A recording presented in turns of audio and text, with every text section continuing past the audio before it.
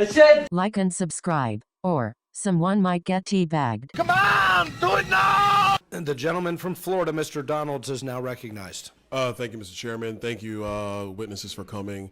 Attorney General Ellison, welcome back. Good to see you here as well. Let me be very clear with everybody here. I am the sponsor in the House for the bill that repeals the CFPB. So I want to just level set for a moment. I'm not a fan of the agency, never was.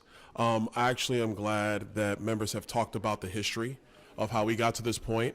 I was actually a part of the commercial banking industry from 2003 through 2007. I was watching, is actually my first, Mr. Chairman, it's actually my first congressional committee I ever watched as an American citizen was the House Financial Services Committee, because I was actually an industry participant. I worked in the industry. So I saw the deliberations about TARP and all that stuff, and then the deliberations on Dodd-Frank. One of the issues for CFPB is that it is a highly partisan agency because it was created under partisan parameters.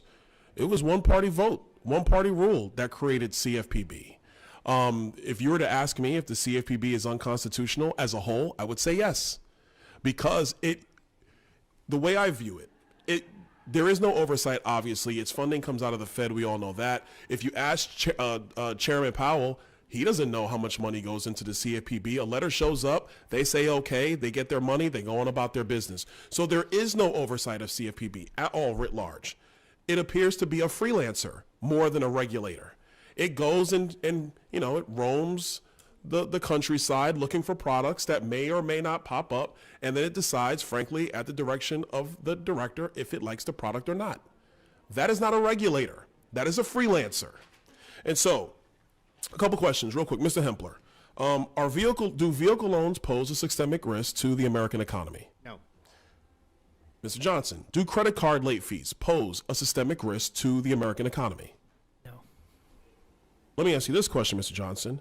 Are there serious issues about not only separation of powers, but due process at the CFPB, and can you detail them?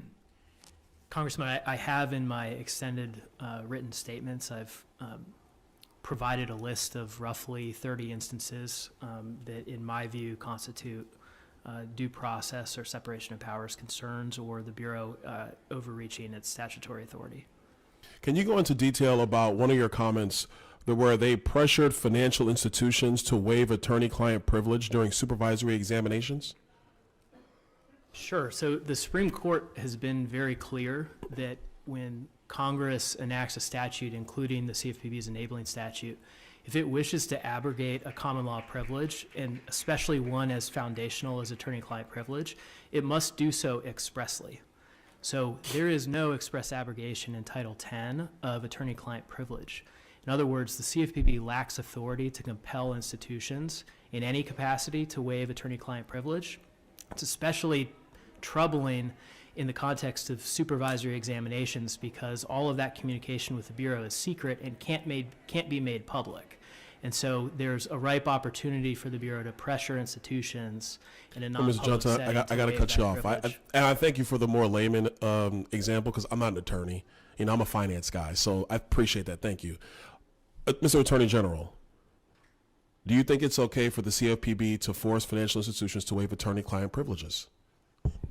I think it would depend, but I'd like you to prove that that is in fact what is going on. I think you need to demonstrate that. I mean, that's an allegation, but I'd like to know what facts you're using to make that claim.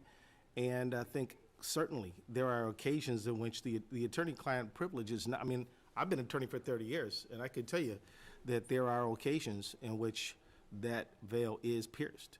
Depends. All right, I'm going to ask you one final question, because actually in your testimony, and you've been citing it about the work that you did with CFPB, your state, and I forget the other state that was involved with respect to the student loan fraudsters.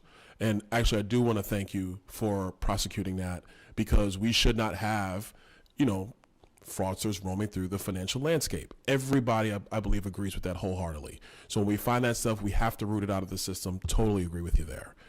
You also state that the CFPB's civil penalty fund secured $95 million in refunds for the affected parties. That's right. Because the perpetrators obviously didn't have the funds to pay people back. Right. Where does the CFPB get its money in the civil penalty fund? Yeah, well, it's the money through the resolution of the back.